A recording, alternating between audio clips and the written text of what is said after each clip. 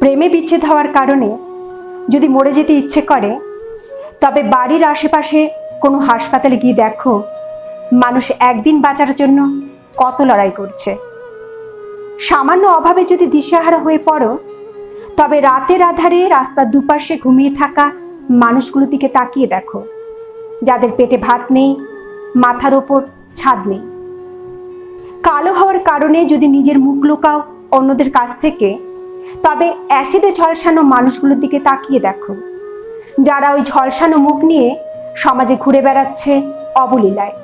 মেয়ে না হয়ে যদি ছেলে হতাম ভালো হতো, কিংবা ছেলে না হয়ে যদি মেয়ে হতাম ভালো হতো যদি মনে হয়, তবে আমাদের সমাজের তৃতীয় লিঙ্গের প্রচলিত হিজড়াদের দিকে তাকিয়ে দেখো, যারা বাড়ির থেকে বিতাড়িত হয়ে জীবন চালাচ্ছে সমাজের সাথে তালে তাল মিলিয়ে।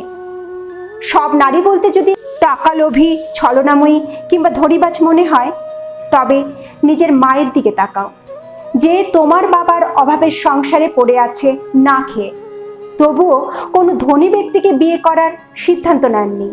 যদি সব পুরুষ বলতে দেহলোভী, মেয়েবাজ মনে হয়, তবে নিজের বাবার দিকে তাকাও, যার ছোঁয়ায় নেই কোনো লালসা, আছে স্নেহ, মায়া, মমতা, যে তার মেয়ের একমাত্র নিরাপদ আশ্রয়স্থল।